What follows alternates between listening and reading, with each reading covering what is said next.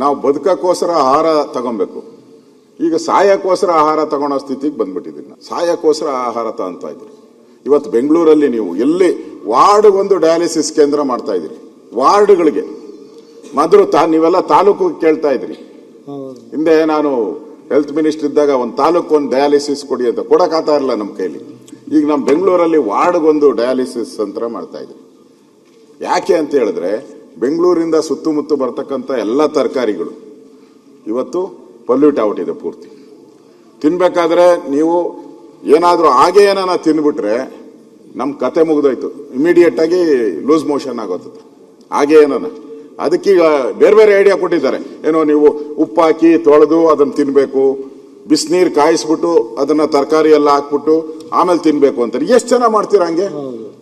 ಯಾರೋ ಒಂದು 5% ಜನನೂ ಮಾಡೋಕ್ಕಾಗಲ್ಲ ಬೆಂಗಳೂರಲ್ಲಿ. ಉಳಿದವರೆಲ್ಲ ಹಂಗೆ ತರ್ತಾರೆ, ರೋಡಿಂದ ತಂದು ಹಂಗೆ ಡೈರೆಕ್ಟ್ ಆಗಿ ಈಗ ಫುಟ್ಪಾತ್ ಅಲ್ಲೆಲ್ಲ ಮಾಡ್ತಾರಲ್ಲ ಪಾನಿಪುರಿ ಅವು ಇವು ಇದು ಗೋಬಿ ಮಂಚೂರಿ ಎಲ್ಲ ಏನ್ ತೊಳೆಯೋ ಗಿಳಿಯೋ ಪ್ರಶ್ನೆ ಏನಿಲ್ಲ.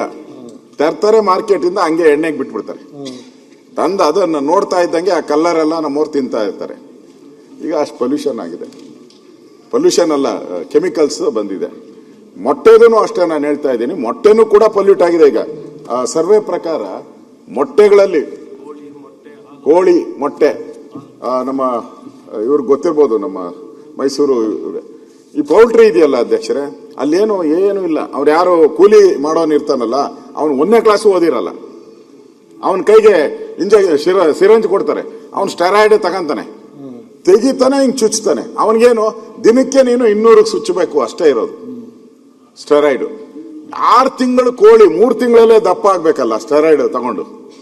6 ತಿಂಗಳು ಕೋಳಿ 3 ತಿಂಗಳಿಗೆ ದಪ್ಪ ಆಗ್ಬೇಕು, 3 ತಿಂಗಳಿಗೆ ಅದನ್ನ ನಾವು ತಿನ್ಬಿಡ್ಬೇಕು. ಆ ಪರಿಸ್ಥಿತಿ ಬಂದಿರೋದ್ರಿಂದ ಸ್ಟೆರಾಯ್ಡ್ ಪ್ರಮಾಣನೂ ಕೂಡ ಇವತ್ತು ಬೆಂಗಳೂರಲ್ಲಿ ಜಾಸ್ತಿ ಆಗ್ತಾ ಇದೆ. ಅದು ಇದರಿಂದ ಏನಾಗ್ತಾ ಇದೆ, ಆರೋಗ್ಯಕ್ಕೆ ಬಹಳ ಹಾನಿ ಆಗುವಂಥದ್ದು ಈಗಾಗಲೇ ನಮ್ಮ ಅಶ್ವಥ್ ನಾರಾಯಣ ಅವರು ಹೇಳಿದ್ದಾರೆ. ಇದು ತಡೆಗಟ್ಟಕ್ಕೆ ಏನಾದರೂ ನಾವು ಪ್ರಯತ್ನ ಮಾಡಬೇಕು. ಎಲ್ಲಾದ್ರೂ ಪರೀಕ್ಷೆ ನಾನು ಇನ್ನು ಮುಂದೆ ಹೋಗ್ಬೇಕಾದ್ರೆ ನಮ್ಮ ಹಾಲಲ್ಲಿನೂ ಕೂಡ ಈ ಲೆಡ್ ಪ್ರಮಾಣ ಬಂದಿದೆ. ಹಾಲಲ್ಲಿ ನಾವು ಕುಡಿಯೋ ಹಾಲು ಇವತ್ತು ವಿಷ ಆಗ್ತಾ ಇದೆ. ಯಾಕೆ ಅಂತ ಹೇಳಿದ್ರೆ ನಮ್ಮೆಲ್ಲ ನೀರು ಹೋಗುತ್ತಲ್ಲ, ಇದೆಲ್ಲ ಪೊಲ್ಯೂಟೆಡ್ ವಾಟ್ರು ಹಿಂಗೆ ಕೆಂಗೇರಿ ಮುಖಾಂತರ ಎಲ್ಲ ಕಡೆ ಹೋಗ್ತೈತೆ. ಅಲ್ಲೆಲ್ಲ ನಾವು ಹಸುವಿಗೆ ಹುಲ್ಲು ಬೆಳಿತೀರಿ, ಅಲ್ಲೆಲ್ಲ ಅದನ್ನ ತಗೊಂಬಂದು ಎಲ್ಲ ಕಡೆ ಮಾರಾಟ ಮಾಡ್ತಾರೆ. ಬೆಂಗಳೂರಲ್ಲಿ ಬಹಳಷ್ಟು ಸಾವಿರಾರು ಕಡೆ ಹಸುಗಳನ್ನ ಸಾಕಿದ್ದಾರೆ.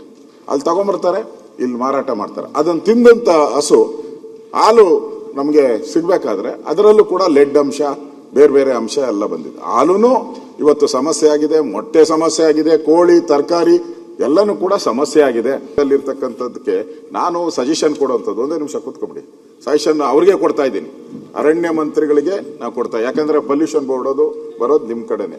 ನೀವೇ ಈ ಸಂಬಂಧಪಟ್ಟಂತ ಮಂತ್ರಿಗಳೆಲ್ಲ ಕರೆದು, ಈಗಾಗಲೇ NGT ಅವರು ಆರ್ಡರ್ ಮಾಡಿದ್ದಾರೆ, ಕೇಂದ್ರದ ಪೊಲ್ಯೂಷನ್ ಬೋರ್ಡು ಕೂಡ ಆರ್ಡರ್ ಮಾಡಿದ್ದಾರೆ, ನಿಮ್ಮಲ್ಲೂ ಕೂಡ ಈಗಾಗಲೇ ಮಾಡಿದ್ದಾರೆ.